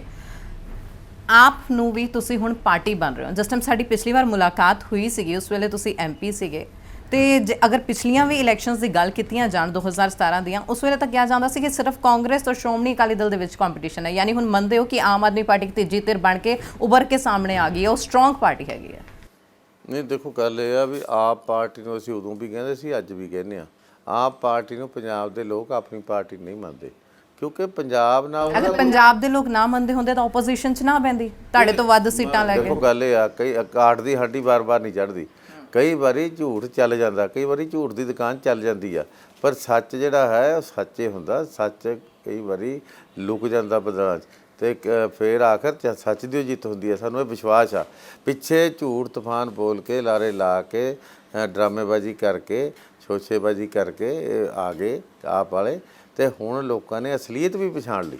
ਦੇਖੋ ਹਿੰਦੁਸਤਾਨ ਦੇ ਵਿੱਚ ਮਾੜੀ ਸੀ ਚੰਗੀ ਸੀ ਕੋਈ ਸਰਕਾਰ ਸੀ, ਹਰ ਸਰਕਾਰ ਨੇ ਔਖਾ ਸੌਖਾ ਕੱਟਿਆ ਕਰੋਨਾ ਦੇ ਵਿੱਚ। ਕੱਲਾ ਹਿੰਦੁਸਤਾਨ 'ਚ ਕੇਜਰੀਵਾਲ ਦੀ ਸਰਕਾਰ ਆ ਜਿਹਨੇ ਹੱਥ ਖੜੇ ਕਰਤੇ ਅਮਿਤ ਸ਼ਾਹ ਦੇ ਸਾਹਮਣੇ ਵੀ ਤੁਸੀਂ ਸੰਭਾਲੋ। ਤੇ ਫਿਰ ਨਾਲ ਇੱਕ ਹੋਰ ਗੱਲ ਆ ਵੀ ਪਿਛਲੇ ਸਮੇਂ ਦੇ ਵਿੱਚ ਕੇਜਰੀਵਾਲ ਸਾਹਿਬ ਬਹੁਤ ਬੁਰੀ ਤਰ੍ਹਾਂ ਨੰਗੇ ਹੋ ਗਏ। ਪੰਜਾਬ ਵਿਰੋਧੀ ਚਿਹਰਾ ਉਹਨਾਂ ਦਾ ਆਪਣੇ ਆਪ ਹੀ ਨੰਗਾ ਹੋ ਗਿਆ। ਹੁਣ ਜਿਹੜਾ ਬੰਦਾ ਕਹੇ ਵੀ ਪੰਜਾਬ ਦੇ ਥਰਮਲ ਪਲਾਂਟਾਂ ਦਾ ਧੂੰਆਂ ਦਿੱਲੀ ਦੇ ਵਿੱਚ ਜਾ ਕੇ ਸਾਨੂੰ ਖਾਂਸੀ ਕਰਦਾ, ਸਾਨੂੰ ਪ੍ਰਦੂਸ਼ਣ ਫੈਲਾਉਂਦਾ, ਪੰਜਾਬ ਦੇ ਥਰਮਲ ਪਲਾਂਟ ਬੰਦ ਕਰੋ, ਅਦਾਲਤ ਅਰਜ਼ੀ ਦੇਵੇ, ਉਹ ਪੰਜਾਬ ਤੋਂ ਰਾਜ ਭਾਲਦਾ। ਤੇ ਜਿਹੜਾ ਬੰਦਾ ਕਹੇ ਪੰਜਾਬ ਦੇ ਕਿਸਾਨ ਅੱਜ ਸੜਕਾਂ 'ਤੇ ਉਤਰਦੇ ਨੇ ਕਿਉਂਕਿ ਹੋਰ ਕੋਈ ਹਿੱਲਾ ਹੀ ਹੈ ਨਹੀਂ, ਪਰਾਲੀ ਸਾੜਨੀ ਪੈਂਦੀ ਹੈ, ਨਹੀਂ ਅੱਗੇ ਨੂੰ ਕਣਕ ਨਹੀਂ ਬੀਜੀ ਜਾਂਦੀ, ਤੇ ਉਹ ਲੋਕ ਹੁਣ ਬੇਬਸ ਆ। ਤੇ ਉਹਨਾਂ ਨੂੰ ਕਹੇ ਵੀ ਇਹ ਧੂੰਆਂ ਪੰਜਾਬ ਦਾ ਆ ਕੇ ਦਿੱਲੀ 'ਚ ਪ੍ਰਦੂਸ਼ਣ ਫੈਲਾਉਂਦਾ, ਮੈਂ ਵਿਚਾਲੇ ਹਰਿਆਣਾ ਵੀ ਆ, ਹਰਿਆਣੇ ਦਾ ਧੂੰਆਂ ਤਾਂ ਕਿਹਾ ਨਹੀਂ ਉਹਨੇ, ਇਕੱਲੇ ਪੰਜਾਬ ਦਾ ਕਿਉਂ ਕਿਹਾ? ਤੇ ਫਿਰ ਪੰਜਾਬ ਦੇ ਕਿਸਾਨਾਂ ਦੇ ਮਨ 'ਤੇ ਚੋਟ ਨਹੀਂ ਆਏਗੀ ਇਸ ਗੱਲ ਦੀ। ਨਾਲੇ ਪਾਣੀ ਜਿੰਦ ਜਾਨ ਆ। ਦਿੱਲੀ ਜਾ ਕੇ ਕੇਜਰੀਵਾਲ ਸਾਹਿਬ ਕਹਿੰਦਾ ਵੀ ਪੰਜਾਬ ਦੇ ਦਰਿਆਵਾਂ ਦੇ ਪਾਣੀ 'ਤੇ ਦਿੱਲੀ ਦਾ ਹੱਕ ਆ, ਤੇ ਫਿਰ ਪੰਜਾਬ ਦੇ ਲੋਕ ਇੰਨੇ ਮੂਰਖ ਤਾਂ ਨਹੀਂ ਹੈ ਵੀ ਉਹਨੂੰ ਰਾਜ ਦੇਣਗੇ। ਸੋ ਇਸ ਕਰਕੇ ਅਸੀਂ ਤਾਂ ਕਹਿੰਦੇ ਹਾਂ ਵੀ ਪਿਛਲੇ 4-5 ਸਾਲਾਂ 'ਚ ਕੇਜਰੀਵਾਲ ਸਾਹਿਬ ਨੇ ਆਪਣਾ ਚਿਹਰਾ ਨੰਗਾ ਕਰ ਲਿਆ ਪੰਜਾਬ ਵਿਰੋਧੀ। ਉਦੋਂ 5 ਸਾਲ ਇਸ ਵਾਰ ਮੁਕਾਬਲਾ ਤ੍ਰਿਕੋਣਾ ਜਾਂ ਦੋ ਪਾਰਟੀਆਂ ਦੇ ਵਿੱਚ ਸਿੱਧਾ ਮੁਕਾਬਲਾ ਹੋਏਗਾ ਕਾਂਗਰਸ ਨਾਲ। ਆਪ ਨਾਲ ਨੂੰ ਲੋਕਾਂ ਨੇ ਨਾ ਮੰਨਣਾ ਨਾ ਮੰਨ ਸਕਦੇ ਨੇ, ਤੇ ਜੇ ਮਾੜਾ ਮੋਟਾ ਭੁਲੇਖਾ ਵੀ ਸੀ ਉਹ 5 ਸਾਲਾਂ 'ਚ ਦੂਰ ਹੋ ਗਿਆ। ਤੁਹਾਡੇ ਸਣੇ ਤੁਹਾਡੀ ਪਾਰਟੀ ਦੇ ਸੀਨੀਅਰ ਆਗੂਆਂ ਨੇ ਸਾਡੇ ਨਾਲ ਇੰਟਰਵਿਊ ਦੇ ਦੌਰਾਨ ਇਹ ਗੱਲ ਕਬੂਲੀ ਸੀ ਕਿ 2017 ਦੇ ਵਿੱਚ ਸ਼੍ਰੋਮਣੀ ਅਕਾਲੀ ਦਲ ਤੋਂ ਕੁਝ ਅਜਿਹੀਆਂ ਗਲਤੀਆਂ ਹੋਈਆਂ ਜਿਸ ਕਰਕੇ ਉਹ ਓਪੋਜੀਸ਼ਨ ਵਿੱਚ ਵੀ ਨਹੀਂ ਆ ਸਕੀ। ਇਸ ਵਾਰ ਗਲਤੀਆਂ ਤੋਂ ਕੁਝ ਸਿੱਖ ਲਿੱਤੀ ਹੈ? ਦੇਖੋ ਗੱਲ ਇਹ ਆ, ਕੁਦਰਤੀ ਆ, ਬੰਦਾ ਗਲਤੀਆਂ ਤੋਂ ਸਿੱਖਦਾ, ਕੁਦਰਤੀ ਆ। ਬੰਦਾ ਪਿਛਲੇ ਸਮੇਂ ਵਿੱਚ ਜਿਹੜੀ ਕਿਤੇ ਤਰੁੱਟੀ ਹੋਈ ਰਹੀ ਉਹਨੂੰ ਦੂਰ ਕਰਕੇ ਅੱਗੇ ਵੱਧਦਾ। ਔਰ ਮੈਂ ਸਮਝਦਾ ਕਿ 17 ਦੇ ਵਿੱਚ ਪਿੱਛੇ ਗਲਤੀਆਂ ਨਹੀਂ ਹੋਈਆਂ। ਸ਼੍ਰੋਮਣੀ ਅਕਾਲੀ ਦਲ ਦੇ ਵਿਰੁੱਧ ਪ੍ਰਚਾਰ ਹੀ ਇੰਨਾ ਕਰਤਾ, ਮਤਲਬ ਇੱਕ ਪਰਸੈਪਸ਼ਨ ਹੀ ਐਸੀ ਬਣਾਤੀ ਜਿਹੜੀ ਪਰਸੈਪਸ਼ਨ ਨੂੰ ਅਸੀਂ ਧੋ ਨਹੀਂ ਸਕੇ। ਕਾਂਗਰਸ ਦੀ ਜੇਕਰ ਗੱਲ ਕਰੀਏ, ਇੱਕ ਅੰਤਰ ਕਲਾ ਉਹਨਾਂ ਦੇ ਵਿੱਚ ਚੱਲਦਾ ਪਿਆ, ਤੇ ਨਵਜੋਤ ਸਿੰਘ ਸਿੱਧੂ ਦੇ ਪ੍ਰਧਾਨ ਬਣਨ ਨੂੰ ਲੈ ਕੇ ਤੁਹਾਡੀ ਕੀ ਸੋਚ ਹੈ? ਤੁਸੀਂ ਕਿਸ ਤਰ੍ਹਾਂ ਵੇਖਦੇ ਹੋ ਉਸ ਨੂੰ? ਦੇਖੋ ਕਾਂਗਰਸ ਦਾ ਜਿਹੜਾ ਅੰਦਰੂਨੀ ਕਲੇਸ਼ ਆ, ਕਾਂਗਰਸ ਜਿਹੜੀ ਜੁੰਡੋ ਜੁੰਡੀ ਹੋ ਰਹੀ ਆਪਸ ਦੇ ਵਿੱਚ, ਉਹਨੇ ਮੈਂ ਸਮਝਦਾ ਕਾਂਗਰਸ ਦੇ ਭਵਿੱਖ 'ਤੇ ਸਵਾਲੀਆ ਚਿੰਨ੍ਹ ਖੜਾ ਕਰਤਾ। ਜਿਹੜੀ ਸਰਕਾਰ ਦੇ ਵਿਰੁੱਧ ਉਹਦੇ ਮੰਤਰੀ ਉਂਗਲਾਂ ਉਠਾ ਰਹੇ ਹੋਣ, ਜਿਹੜੀ ਸਰਕਾਰ ਦੀ ਰੂਲਿੰਗ ਪਾਰਟੀ ਦੇ ਵਿਧਾਇਕ ਆਪਣੀ ਸਰਕਾਰ ਨੂੰ ਨਿਕੰਮੀ, ਲਾਪਰਵਾਹ, ਘਟੀਆ ਸਰਕਾਰ ਦੱਸ ਰਹੇ ਹੋਣ, ਜਿਹੜੀ ਸਰਕਾਰ 'ਤੇ ਪਾਰਟੀ ਦੇ ਸੀਨੀਅਰ ਲੀਡਰ ਮਤਲਬ ਬਾਰ-ਬਾਰ ਕਹਿ ਰਹੇ ਹੋਣ ਕਿ ਪੰਜਾਬ ਦੇ ਲੋਕਾਂ ਨਾਲ ਕੀਤੇ ਵਾਅਦੇ ਪੂਰੇ ਨਹੀਂ ਹੋਏ, ਕਿਸ ਮੂੰਹ ਨਾਲ ਲੋਕਾਂ ਕੋਲ ਜਾਵਾਂਗੇ। ਬਾਰ-ਬਾਰ ਮੁੱਖ ਮੰਤਰੀ ਦੀਆਂ ਮੀਟਿੰਗਾਂ 'ਚ ਮੁੱਖ ਮੰਤਰੀ ਸਾਹਿਬ ਕੋਲ ਜਾ ਕੇ ਪਬਲਿਕਲੀ ਮੀਡੀਆ ਵਿੱਚ ਆ ਕੇ ਇਹ ਗੱਲਾਂ ਉਠਾਈਆਂ ਜਾਣ ਕਾਂਗਰਸੀਆਂ ਵੱਲੋਂ ਵੀ ਪੰਜਾਬ ਦੀ ਸਰਕਾਰ, ਕੈਪਟਨ ਸਾਹਿਬ ਦੀ ਸਰਕਾਰ ਵਾਅਦੇ ਪੂਰੇ ਨਹੀਂ ਕਰ ਸਕੀ, ਸਾਨੂੰ ਨਮੋਸ਼ੀ ਝੱਲਣੀ ਪਏਗੀ, ਲੋਕ ਸਾਤੋਂ ਸਵਾਲ ਪੁੱਛਣਗੇ, ਇੱਥੇ ਤੱਕ ਤਾਂ ਕਿਹਾ ਦੁੱਲੋਂ ਹੋਰਾਂ ਨੇ। ਤੇ ਫਿਰ ਉਹ ਸਰਕਾਰ 'ਤੇ ਨਿਕੰਮੀ ਹੋਣ ਦੇ ਹੋਰ ਕੀ ਸਬੂਤ ਚਾਹੀਦੇ ਆ? ਫਿਰ ਜਿਹੜਾ ਪ੍ਰਭਾਰੀ ਆ ਰਾਵਤ ਸਾਹਿਬ, ਉਹਨੇ ਪਰਸੋਂ ਸਪਸ਼ਟ ਕਰਤਾ ਵੀ ਕਾਂਗਰਸ ਅੰਦਰ ਸਭ ਅੱਛਾ ਨਹੀਂ ਹੈ, ਕਾਂਗਰਸ ਅੰਦਰ ਹਾਲਾਤ ਠੀਕ ਨਹੀਂ ਹੈ। ਤੇ ਪ੍ਰਭਾਰੀ ਇੱਕ ਕਿਸੇ ਪਾਰਟੀ ਦਾ ਕਹੇ ਤੇ ਫਿਰ ਮੇਰਾ ਖਿਆਲ ਸਾਨੂੰ ਤਾਂ ਕਹਿਣ ਦੀ ਲੋੜ ਹੀ ਨਹੀਂ, ਇਹ ਤੋਂ ਵੱਧ ਸਬੂਤ ਕੋਈ ਹੋਰ ਲੈਣ ਦੀ ਲੋੜ ਨਹੀਂ ਤੁਹਾਨੂੰ ਵੀ। ਇੰਟਰਵਿਊ ਦੌਰਾਨ ਤੁਸੀਂ ਪ੍ਰਾਈਵੇਟਾਈਜੇਸ਼ਨ ਦੀ ਗੱਲ ਕੀਤੀ ਹੈ ਕਿ ਨਰਸਿਮਹਾ ਰਾਓ ਦੌਰਾਨ ਇਹ ਚੀਜ਼ਾਂ ਹੋਈਆਂ। ਸ਼੍ਰੋਮਣੀ ਅਕਾਲੀ ਦਲ ਪ੍ਰਾਈਵੇਟਾਈਜੇਸ਼ਨ ਦੇ ਕਿੰਨੇ ਖਿਲਾਫ ਹੈ? ਦੇਖੋ ਅਸੀਂ ਚਾਹੁੰਦੇ ਹਾਂ ਵੀ ਮੁਲਕ ਦੇ ਵਿੱਚ ਤਰੱਕੀ ਲਈ ਪ੍ਰਾਈਵੇਟਾਈਜੇਸ਼ਨ ਦੀ ਲੋੜ ਆ, ਪਰ ਪਬਲਿਕ ਸੈਕਟਰ ਨੂੰ ਲਤਾੜ ਕੇ, ਪਬਲਿਕ ਸੈਕਟਰ ਨੂੰ ਬਿਲਕੁਲ ਖ਼ਤਮ ਕਰਕੇ ਜੇ ਪ੍ਰਾਈਵੇਟਾਈਜੇਸ਼ਨ ਆਏਗੀ ਤਾਂ ਉਹਦਾ ਨੁਕਸਾਨ ਹੋਏਗਾ। ਇਸੇ ਕਰਕੇ ਜਿਹੜੇ ਸਾਡੇ ਪੁਰਾਣੇ ਲੀਡਰ ਸੀ ਉਹ ਬੜੇ ਸੂਝਵਾਨ ਸੀ, ਉਹਨਾਂ ਨੇ ਇਸ ਸਾਰੀ ਹਿੰਦੁਸਤਾਨ ਦੀ ਸੈਕੀ ਨੂੰ ਵੀ ਸਮਝਿਆ, ਹਿੰਦੁਸਤਾਨ ਦੀ ਆਰਥਿਕਤਾ ਨੂੰ ਵੀ ਸਮਝਿਆ, ਹਿੰਦੁਸਤਾਨ ਦੀਆਂ ਜਿੰਨੀਆਂ ਵੀ ਲੋੜਾਂ ਸੀ ਉਹਨੂੰ ਦੇਖਦੇ ਹੋਏ ਮਤਲਬ ਇਹ ਜਿਹੜਾ ਹੈ ਪਬਲਿਕ ਸੈਕਟਰ ਤੇ ਪ੍ਰਾਈਵੇਟ ਸੈਕਟਰ ਬਰਾਬਰ ਰੱਖੇ ਸੀ, ਬਲਕਿ ਪਬਲਿਕ ਸੈਕਟਰ ਨੂੰ ਭਾਰੂ ਰੱਖਿਆ ਸੀ। ਪਰ ਇਹ ਠੀਕ ਆ, ਸਰਕਾਰਾਂ ਦੀ ਨਲਾਇਕੀ ਕਰਕੇ ਲਾ ਲਓ ਜਾਂ ਉਹਨਾਂ ਦੀ ਵਿਲ ਪਾਵਰ ਦੀ ਘਾਟ ਲਾ ਲਓ, ਪਬਲਿਕ ਸੈਕਟਰ ਜਿਹੜਾ ਹੌਲੀ ਹੌਲੀ ਫੇਲ ਹੋਇਆ। ਫਿਰ ਦੁਨੀਆ ਦੇ ਵਿੱਚ ਹੁਣ ਪ੍ਰਾਈਵੇਟਾਈਜੇਸ਼ਨ ਹੋ ਗਈ। ਦੁਨੀਆ ਦੇ ਵਿੱਚ ਜਦੋਂ ਦੁਨੀਆ ਓਪਨ ਹੋ ਗਈ ਤਾਂ ਕੁਦਰਤੀ ਤੌਰ 'ਤੇ ਭਾਰਤ ਵੀ ਉਹਦੇ ਤੋਂ ਪਰੇ ਨਹੀਂ ਰਹਿ ਸਕਦਾ, ਜੋ ਸਾਡਾ ਮੰਨਣਾ। ਇਸ ਕਰਕੇ ਪ੍ਰਾਈਵੇਟਾਈਜੇਸ਼ਨ ਤਾਂ ਆ ਗਈ ਰਹੇਗੀ, ਔਰ ਉਹਨੂੰ ਖਤਮ ਕਰਨਾ ਵੀ ਹੁਣ ਮੇਰਾ ਖਿਆਲ ਕਿਸੇ ਦੇਸ਼ ਦੇ ਕਿਸੇ ਸਰਕਾਰ ਯਾਨੀ ਜਿਹੜੇ ਪੰਜਾਬ ਦੇ ਲੋਕ ਪਰ ਅਸੀਂ ਜ਼ਰੂਰ ਚਾਹੁੰਦੇ ਹਾਂ ਵੀ ਕਿਤੇ ਨਾ ਕਿਤੇ ਜਿਹੜਾ ਪ੍ਰਾਈਵੇਟ ਸੈਕਟਰ ਆ ਉਹਨੂੰ ਵੀ ਕਾਇਮ ਰੱਖਣਾ, ਤਾਂ ਕਿ ਕੰਪੈਰੀਜ਼ਨ ਹੋ ਸਕੇ, ਤਾਂ ਕਿ ਕਿਤੇ ਨਾ ਕਿਤੇ ਜਿਹੜੀਆਂ ਜ਼ਰੂਰੀ ਲੋੜਾਂ ਨੇ ਲੋਕਾਂ ਦੀਆਂ ਉਹ ਵੀ ਪੂਰੀਆਂ ਹੋ ਸਕਣ। ਸਰਕਾਰਾਂ ਦਾ ਕੰਮ ਕੇਵਲ ਪੈਸਾ ਕਮਾਉਣਾ ਨਹੀਂ ਹੁੰਦਾ, ਸਰਕਾਰਾਂ ਦਾ ਕੰਮ ਕਈ ਵਾਰ ਲੋਕ ਭਲਾਈ ਦੇ ਕੰਮਾਂ ਵਿੱਚ ਘਾਟੇ ਵਾਲੇ ਕੰਮ ਵੀ ਕਰਨੇ ਪੈਣੇ ਆ ਸਰਕਾਰਾਂ ਨੂੰ। ਸੋ ਇਸ ਕਰਕੇ ਪਬਲਿਕ ਸੈਕਟਰ ਰੱਖਿਆ ਗਿਆ ਸੀ। ਸਵਾਲ ਤਾਂ ਤੁਹਾਡੀ ਪਾਰਟੀ ਤੇ ਵੀ ਚੁੱਕੇ ਜਾ ਰਹੇ ਨੇ ਪ੍ਰਾਈਵੇਟ ਥਰਮਲ ਪਲਾਂਟਾਂ ਨੂੰ ਲੈ ਕੇ, ਫਿਰ ਉਹਦੇ ਬਾਰੇ ਕੀ ਕਹੋਗੇ? ਮੈਂ ਤਾਂ ਤੁਹਾਨੂੰ ਪਹਿਲਾਂ ਕਿਹਾ ਵੀ ਪ੍ਰਾਈਵੇਟ ਸੈਕਟਰ ਨੂੰ ਵਾਈਪ ਆਊਟ ਨਹੀਂ ਕੀਤਾ ਜਾ ਸਕਦਾ। ਪ੍ਰਾਈਵੇਟ ਸੈਕਟਰ ਦੀ ਅੱਜ ਦੇ ਯੁੱਗ ਦੇ ਵਿੱਚ ਲੋੜ ਆ, ਮਤਲਬ ਇਹਨੂੰ ਐ ਨਹੀਂ ਹੈ ਵੀ ਖਤਮ ਕਰ ਦਿਓ ਤੁਸੀਂ, ਪਰ ਨਾਲ ਮੇਰਾ ਇਹ ਮੰਨਣਾ ਵੀ ਪਬਲਿਕ ਸੈਕਟਰ ਵੀ ਮੁਕਾਬਲੇ 'ਚ ਰਹਿਣਾ ਚਾਹੀਦਾ। ਲੇਕਿਨ ਪੰਜਾਬ ਦੇ ਲੋਕ ਤਾਂ ਸਵੀਕਾਰ ਨਹੀਂ ਰਹੇ ਇਸ ਚੀਜ਼ ਨੂੰ, ਕਿਹਨੂੰ? ਪ੍ਰਾਈਵੇਟਾਈਜੇਸ਼ਨ ਨੂੰ। ਨਹੀਂ, ਪ੍ਰਾਈਵੇਟਾਈਜੇਸ਼ਨ ਇਕੱਲੇ ਪੰਜਾਬ ਨੇ ਕੀ ਸਵੀਕਾਰਨਾ, ਦੇਸ਼ ਨੇ ਸਵੀਕਾਰ ਲਿਆ। ਥਰਮਲ ਪਲਾਂਟ ਨੂੰ ਲੈ ਕੇ ਵੀ ਉਹ ਸਵਾਲ ਚੱਕਦੇ ਨੇ। ਮਤਲਬ ਮੇਰਾ ਮੰਨਣਾ ਇਹ ਹੈ ਵੀ ਜਦੋਂ ਦੁਨੀਆ ਨੇ ਸਵੀਕਾਰ ਲਿਆ, ਦੇਸ਼ ਉਹਦਾ ਹਿੱਸਾ ਬਣਿਆ ਹੋਇਆ, ਅੱਜ ਦੇ ਯੁੱਗ ਦੇ ਵਿੱਚ ਇਹਨੂੰ ਮਤਲਬ ਇਗਨੋਰ ਨਹੀਂ ਕੀਤਾ ਜਾ ਸਕਦਾ, ਇਹ ਤੋਂ ਪਿੱਛੇ ਨਹੀਂ ਰਿਹਾ ਜਾ ਸਕਦਾ। ਸੋ ਇਸੇ ਕਰਕੇ ਉਸ ਹਾਲਾਤਾਂ ਨੂੰ ਦੇਖ ਕੇ ਹੀ ਇਹ ਸੈਕਟਰ ਮਤਲਬ ਸਾਰੀ ਸਿਚੁਏਸ਼ਨ 'ਚ ਭਾਰਤ ਸ਼ਾਮਲ ਹੋਇਆ ਸੀ। ਅਤੇ ਅੱਜ ਮੈਂ ਫੇਰ ਦੁਹਰਾਉਣਾ ਚਾਹੁੰਦਾ, ਪਰ ਪ੍ਰਾਈਵੇਟਾਈਜੇਸ਼ਨ ਦੀ ਮੋਨੋਪੋਲੀ ਨਾ ਹੋਵੇ, ਉਹਨੂੰ ਵੀ ਚੈੱਕ ਕਰਨ ਦੀ ਲੋੜ ਆ। ਬੇਲਗਾਮ ਪ੍ਰਾਈਵੇਟਾਈਜੇਸ਼ਨ ਜਿਹੜੀ ਆ ਉਹ ਵੀ ਖਤਰਨਾਕ ਆ। ਸੋ ਇਸ ਕਰਕੇ ਪਬਲਿਕ ਸੈਕਟਰ ਨੂੰ ਮਜ਼ਬੂਤ ਕਰਨਾ ਵੀ ਮਤਲਬ ਦੇਸ਼ ਦੇ ਹਿੱਤ 'ਚ ਆ। ਅਨਿਲ ਜੋਸ਼ੀ ਦਾ ਸ਼੍ਰੋਮਣੀ ਅਕਾਲੀ ਦਲ ਵਿੱਚ ਸ਼ਾਮਲ ਹੋਣਾ ਕਿਸ ਤਰੀਕੇ ਨਾਲ ਵੇਖਦੇ ਹੋ? ਅਨਿਲ ਜੋਸ਼ੀ ਜੀ ਨੇ ਕਾਫੀ ਸਾਡੀ ਪਾਰਟੀ ਨੂੰ ਹੁਲਾਰਾ ਦਿੱਤਾ, ਔਰ ਉਹਨਾਂ ਦੇ ਆਉਣ ਨਾਲ ਇੱਕ ਚੰਗਾ ਮੈਸੇਜ ਵੀ ਗਿਆ। ਇਹ ਮੈਸੇਜ ਵੀ ਗਿਆ ਕਿ ਪੰਜਾਬ ਦੇ ਲੋਕ ਅੱਜ ਕੇਵਲ ਜੇ ਕਿਸੇ 'ਤੇ ਆਸ ਤੇ ਵਿਸ਼ਵਾਸ ਕਰਦੇ ਨੇ ਉਹ ਅਕਾਲੀ ਦਲ ਆ। ਅਨਿਲ ਜੋਸ਼ੀ ਉਹੀ ਨੇ ਬੀਜੇਪੀ ਦੇ ਲੀਡਰ, ਜਿਸ ਟਾਈਮ ਉਹ ਭਾਰਤੀ ਜਨਤਾ ਪਾਰਟੀ ਸੀਗੇ, ਤੁਹਾਡੀ ਭਾਈਵਾਲ ਪਾਰਟੀ ਸੀ ਦੋਹਾਂ ਦੀ ਆਪਸ ਦੀ ਪੰਜਾਬ ਦੇ ਵਿੱਚ। ਉਸ ਟਾਈਮ ਅਨਿਲ ਜੋਸ਼ੀ ਸ਼੍ਰੋਮਣੀ ਅਕਾਲੀ ਦਲ ਦੇ ਕੁਝ ਮੈਂਬਰਾਂ ਦੇ ਖਿਲਾਫ ਸੀਗੇ, ਤੇ ਅੱਜ ਅਨਿਲ ਜੋਸ਼ੀ ਹੀ ਸ਼੍ਰੋਮਣੀ ਅਕਾਲੀ ਦਲ ਵਿੱਚ ਸ਼ਾਮਲ ਹੋ ਗਏ ਨੇ, ਜਿਨ੍ਹਾਂ ਨੂੰ ਖੁੱਲ੍ਹ ਕੇ ਬਾਹਾਂ ਨਾਲ ਘੁੱਟ ਕੇ ਜੱਫੀ ਪਾਈ ਗਈ ਹੈ। ਇਹ ਤਾਂ ਉਦੋਂ ਕਿਉਂ ਨਾਰਾਜ਼ ਸੀ, ਕੀ ਕਾਰਨ ਸੀ, ਉਹ ਤਾਂ ਸ਼ਾਇਦ ਅਨਿਲ ਜੋਸ਼ੀ ਜੀ ਉਹ ਦੱਸ ਸਕਦੇ ਆ। ਪਰ ਇੱਕ ਗੱਲ ਜ਼ਰੂਰ ਆ ਵੀ ਕਈ ਵਾਰੀ ਮਤਭੇਦ ਕੋਈ ਜਿਹੜੇ ਹੁੰਦੇ ਨੇ ਉਹ ਸਮੇਂ ਨਾਲ ਮਿਟ ਜਾਂਦੇ ਨੇ। ਉਦੋਂ ਕੋਈ ਪ੍ਰਾਇਓਰਟੀਜ਼ ਹੋਰ ਹੋ ਸਕਦੀਆਂ ਨੇ, ਹੁਣ ਪ੍ਰਾਇਓਰਟੀਜ਼ ਹੋਰ ਨੇ, ਔਰ ਉਦੋਂ ਹਾਲਾਤ ਹੋਰ ਸੀ, ਹੁਣ ਹੋਰ ਨੇ। ਮਤਲਬ ਸਾਰੀਆਂ ਹਾਲਾਤਾਂ ਜੋ ਦੇਖ ਕੇ ਕੋਈ ਬੰਦਾ ਫੈਸਲਾ ਕਰਦਾ। ਅਨਿਲ ਜੋਸ਼ੀ ਜੀ ਨੇ ਜੋ ਫੈਸਲਾ ਕੀਤਾ ਉਹਦਾ ਅਸੀਂ ਸਵਾਗਤ ਕੀਤਾ, ਜੀ ਆਇਆਂ ਕਿਹਾ ਉਹਨਾਂ ਨੂੰ। ਪਿਛਲੀਆਂ ਗੱਲਾਂ ਭੁਲਾ ਕੇ ਹੀ ਅੱਗੇ ਵਧਿਆ ਜਾਂਦਾ। ਸੋ ਜੇ ਅਸੀਂ ਪਿਛਲੀਆਂ ਫਰੋਲੀ ਜਾਈਏ ਫਿਰ ਤਾਂ ਬੰਦਾ ਅੱਗੇ ਵਧ ਨਹੀਂ ਸਕਦਾ। ਔਰ ਬੀਐਸਪੀ ਨਾਲ ਅਲਾਇੰਸ, ਤੁਹਾਨੂੰ ਲੱਗਦਾ ਕਿ ਬੀਐਸਪੀ ਨਾਲ ਅਲਾਇੰਸ ਕਰਕੇ ਪੰਜਾਬ ਦੀਆਂ ਚੋਣਾਂ ਤੇ ਪਕੜ ਬਣਾਈ ਜਾ ਸਕਦੀ ਹੈ, ਜਿੱਤੀਆਂ ਜਾ ਸਕਦੀਆਂ? ਦੇਖੋ, ਬੀਐਸਪੀ ਨਾਲ ਜਿਹੜਾ ਸਮਝੌਤਾ ਨਾ ਉਹ ਕੇਵਲ ਸੱਤਾ ਹਥਿਆਉਣ ਦਾ ਸਮਝੌਤਾ ਨਹੀਂ ਹੈ, ਉਹ ਰਾਜਸੀ ਸ਼ਕਤੀ ਲੈਣ ਦਾ ਹੀ ਕੇਵਲ ਸਮਝੌਤਾ ਨਹੀਂ ਹੈ। ਇਹ ਸਮਝੌਤਾ ਇੱਕ ਸਮਾਜਿਕ ਸਾਂਝਾ ਪੈਦਾ ਕਰਦਾ, ਇਹ ਸਮਾਜਿਕ ਸਦਭਾਵਨਾ ਦਾ ਮਾਹੌਲ ਬਣਾਉਂਦਾ। ਇੱਕ ਬੜੀ ਵੱਡੀ ਕੜੱਤਣ, ਟਕਰਾਅ, ਵਿਵਾਦ ਸਾਡੇ ਸਮਾਜ ਦੇ ਵਿੱਚ ਇੱਕ ਹਿੱਸੇ ਵਿੱਚ ਬਣਾਇਆ ਗਿਆ ਸੀ ਰਾਜਸੀ ਚਾਤਰ ਚਲਾਕ ਹੁਸ਼ਿਆਰ ਲੋਕਾਂ ਨੇ। ਅਤੇ ਮੈਂ ਸਮਝਦਾ ਬੀਐਸਪੀ ਦੇ ਗਠਬੰਧਨ ਨਾਲ ਉਹ ਜਿਹੜੀ ਚਲਾਕੀ ਨਾਲ, ਹੁਸ਼ਿਆਰੀ ਨਾਲ ਸਾਡੇ ਲੋਕਾਂ ਵਿੱਚ ਮਤਭੇਦ ਪੈਦਾ ਕਰਕੇ ਟਕਰਾਅ ਬਣਾਇਆ ਸੀ, ਉਹ ਖਤਮ ਹੋ ਗਿਆ। ਵਾਤਾਵਰਨ ਇੱਕ ਸੁਖਾਵਾਂ ਬਣ ਗਿਆ। ਕਿਸਾਨ ਅਤੇ ਖੇਤ ਮਜ਼ਦੂਰ ਦੀ ਏਕਤਾ ਜਿਹੜੀ ਆ ਉਹ ਬਹੁਤ ਹੀ ਲਾਹੇਵੰਦ ਆ ਸਮਾਜ ਦੇ ਲਈ, ਸੁਖਾਵਾਂ ਮਾਹੌਲ ਬਣਾਉਣ ਲਈ। ਸੋ ਮੈਂ ਸਮਝਦਾ ਕਿ ਇਹ ਇਲੈਕਸ਼ਨ ਤੋਂ ਪਹਿਲਾਂ ਹੀ ਕਿਉਂ ਲਈ ਵੀ ਲਾਹੇਵੰਦ ਹੋਏਗਾ।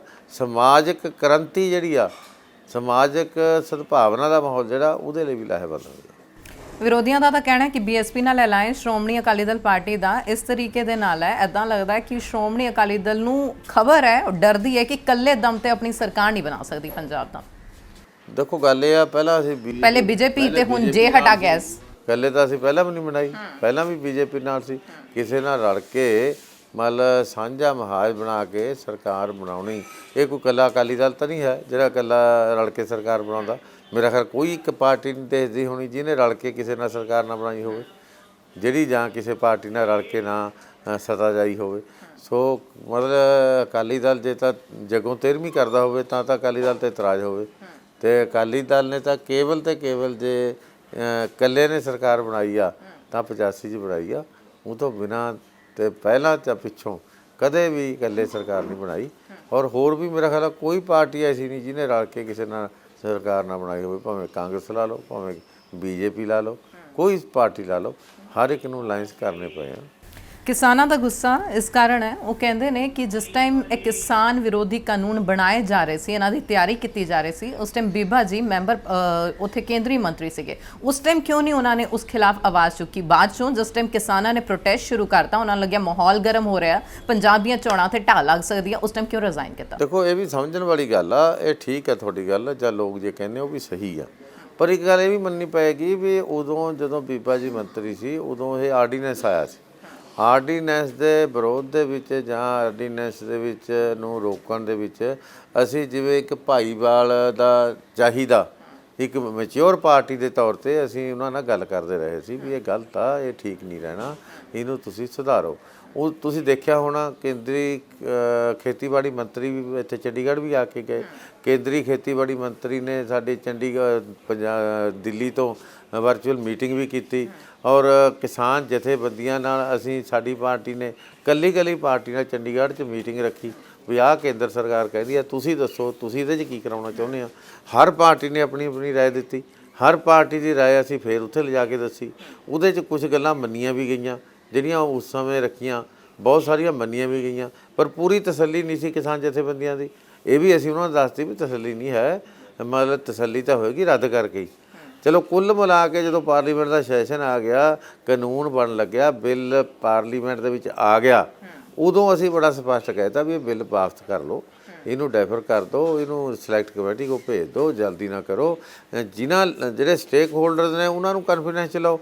ਜਿਨ੍ਹਾਂ ਲਈ ਤੁਸੀਂ ਕਾਨੂੰਨ ਬਣਾ ਰਹੇ ਹੋ, ਤੁਸੀਂ ਕਹਿੰਦੇ ਉਹਨਾਂ ਦੇ ਲਾਹੇਵੰਦ ਆ, ਉਹ ਕਹਿੰਦੇ ਸਾਡੇ ਲਾਹੇਵੰਦ ਨਹੀਂ ਹੈ, ਉਹਨਾਂ ਦੇ ਭੁਲੇਖੇ ਦੂਰ ਕਰੋ। ਅਤੇ ਜਿੰਨੀ ਦੇ ਭੁਲੇਖੇ ਦੂਰ ਨਹੀਂ ਹੁੰਦੇ, ਉਹਨਾਂ ਨੂੰ ਕਨਫੀਡੈਂਸ 'ਚ ਨਹੀਂ ਲੈਂਦੇ, ਉਨੀ ਦੇਰ ਇਹਨੂੰ ਡੈਫਰ ਕਰ ਦਿਓ, ਸਿਲੈਕਟ ਕਮੇਟੀ ਕੋਲ ਭੇਜ ਦਿਓ।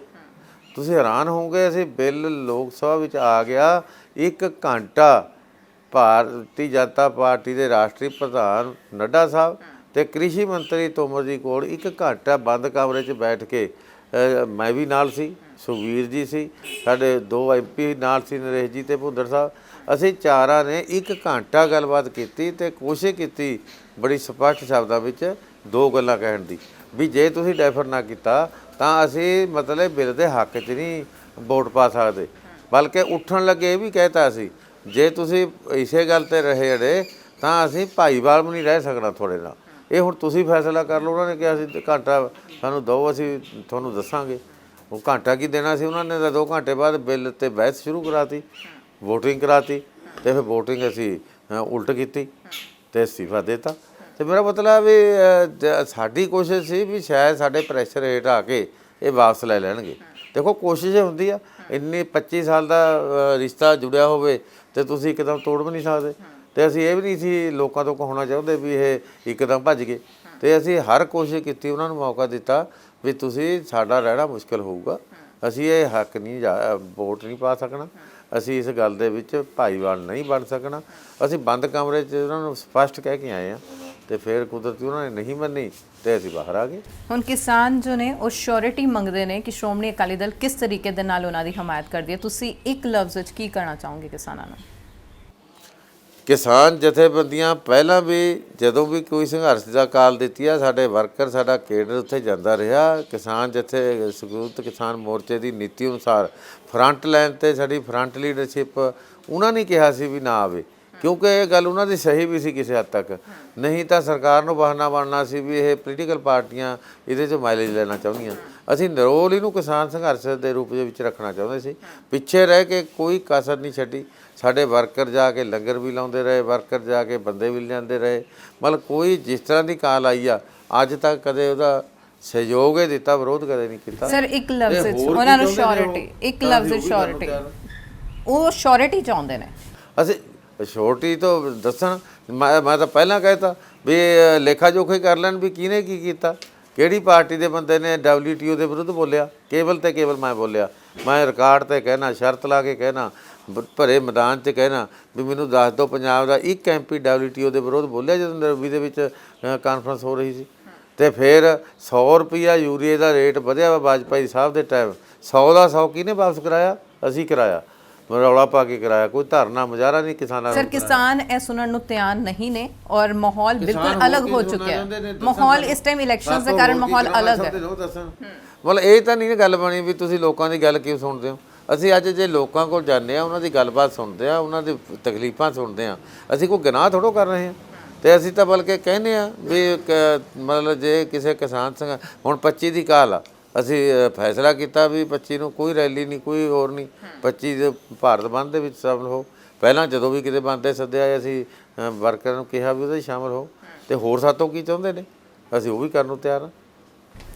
ਜਾਣ ਤੋਂ ਪਹਿਲਾਂ ਇੱਕ ਆਖਰੀ ਸਵਾਲ, ਕਾਂਗਰਸ ਸਰਕਾਰ ਦੇ ਕੈਪਟਨ ਸਰਕਾਰ ਦੇ ਕਾਰਜਕਾਲ ਨੂੰ ਕਿਸ ਤਰੀਕੇ ਦੇ ਨਾਲ ਵੇਖਦੇ ਹਨ? ਦੇਖੋ, ਕਾਂਗਰਸ ਸਰਕਾਰ ਕੈਪਟਨ ਸਰਕਾਰ ਦੇ ਕਾਰਨਾਮਿਆਂ ਤੇ ਉਹਦੀ ਸਰਕਾਰ ਦੀ ਮਾੜੀ ਕਾਰਗੁਜ਼ਾਰੀ, ਉਹਦੀ ਲਾਪਰਵਾਹੀ, ਉਹਦੀ ਕੁਤਾਹੀ, ਉਹਦੇ ਰਾਜ 'ਚ ਸ਼ਰਾਬ ਦੀਆਂ ਨਜਾਇਜ਼ ਫੈਕਟਰੀਆਂ, ਨਜਾਇਜ਼ ਮਾਈਨਿੰਗ, ਜਿਹੜੇ ਸਕੈਮ ਹੋ ਰਹੇ ਨੇ, ਕਿਤੇ ਪੋਸਟ ਮੈਟ੍ਰਿਕ ਸਕਾਲਰਸ਼ਿਪ ਦੇ ਸਕੈਮ, ਕਿਤੇ ਸਿਹਤ ਮੰਤਰੀ ਵੱਲੋਂ ਦਵਾਈਆਂ ਦੀ ਚੋਰੀ ਕਰਨ ਦੇ ਸਕੈਮ, ਬਲੌਂਗੀ ਦੇ ਵਿੱਚ ਸ਼ਾਮਲਾਟ ਜ਼ਮੀਨ ਦੱਬਣ ਦੇ ਸਕੈਮ, ਕਰੋੜਾਂ ਰੁਪਏ ਦੇ ਸਕੈਮ ਤੇ ਨਜਾਇਜ਼ ਫੈਕਟਰੀਆਂ ਤੇ ਥਰਮਲ ਪਲਾਂਟ ਬੰਦ ਕਰਕੇ ਹਜ਼ਾਰਾਂ ਬੱਚਿਆਂ ਨੂੰ ਘਰਾਂ ਨੂੰ ਤੋੜਨ ਦੇ, ਜਿੰਨਾ ਜਾਂ ਕਿਸਾਨਾਂ ਦੇ ਕਰਜ਼ੇ ਤੇ ਲਕੀਰ ਮਾਰਨ ਦੇ ਵਾਅਦੇ ਤੋਂ ਮੁੱਕਰ ਦੀ ਗੱਲ, ਜਾਂ ਘਰ ਘਰ ਨੌਕਰੀ ਦੇਣ ਤੋਂ ਕਿਸਾਨ ਨੌਜਵਾਨਾਂ ਨੂੰ ਮੁੱਕਰ ਦੀ ਗੱਲ, ਇਹ ਸਾਰੀਆਂ ਗੱਲਾਂ ਮੈਂ ਸਮਝਦਾ ਕੈਪਟਨ ਅਮਰਿੰਦਰ ਸਿੰਘ ਸਰਕਾਰ ਦੀ ਮਾੜੀ ਕਾਰਗੁਜ਼ਾਰੀ ਦੀ ਗਵਾਹੀ ਭਰਦੀਆਂ ਨੇ। ਸੋ ਇਹ ਸਨ ਸਾਡੇ ਨਾਲ X member parliament professor Prem Singh Chandumajra, ਜਿਨ੍ਹਾਂ ਦੇ ਨਾਲ ਅਸੀਂ 2022 ਦੇ ਇਲੈਕਸ਼ਨਸ ਨੂੰ ਲੈ ਕੇ तमाम ਗੱਲਾਂ ਕੀਤੀਆਂ। ਉਹਨਾਂ ਨੇ ਇਲਜ਼ਾਮਾਤ ਦੀ ਜਿਹੜੀ ਗੇੜੀ ਹੈ ਉਹ ਵੀ ਨਜ਼ਰ ਆਈ, ਕਿਉਂਕਿ ਕਾਂਗਰਸ ਔਰ ਆਪ ਤੇ ਇਲਜ਼ਾਮ ਵੀ ਲੱਗੇ, ਕਿਸਾਨਾਂ ਦੇ ਹੱਕ ਦੇ ਵਿੱਚ ਵੀ ਆਵਾਜ਼ ਚੱਕੀ, ਪ੍ਰਾਈਵੇਟਾਈਜੇਸ਼ਨ ਨੂੰ ਵੀ ਹੁੰਗਾਰਾ ਭਰਿਆ। ਇਹ ਤਾਂ ਆਉਣ ਵਾਲਾ ਹੁਣ ਸਮਾਂ ਦੱਸੇਗਾ ਕਿ 2022 ਦੇ ਵਿੱਚ ਪੰਜਾਬ ਦੇ ਲੋਕ ਜਿਹੜੇ ਕਿਸਾਨ ਨੇ, ਕਿਸਾਨ ਸੰਘਰਸ਼ ਨੂੰ ਅੱਗੇ ਰੱਖਦੇ ਨੇ, ਜਾਂ ਪੰਜਾਬ ਦੇ ਲੋਕ ਪੰਜਾਬ ਦੇ ਹਿੱਤਾਂ ਨੂੰ ਅੱਗੇ ਰੱਖਦੇ ਹੋਏ ਕਿਸ ਤਰੀਕੇ ਦੇ ਨਾਲ 2022 ਦੇ ਵਿੱਚ ਕਿਸ ਦੀ ਸਰਕਾਰ ਬਣਾਉਂਦੇ ਨੇ। ਸਰ ਬਹੁਤ ਬਹੁਤ ਧੰਨਵਾਦ ਆਪਣਾ ਕੀਮਤੀ। Thank you. ਸੋ ਸਾਂਝਾ ਟੀਵੀ ਦੇ ਨਾਲ ਜੁੜਨ ਦੇ ਲਈ ਤੁਹਾਡਾ ਬਹੁਤ ਬਹੁਤ ਧੰਨਵਾਦ। ਸਤਿ ਸ਼੍ਰੀ ਅਕਾਲ।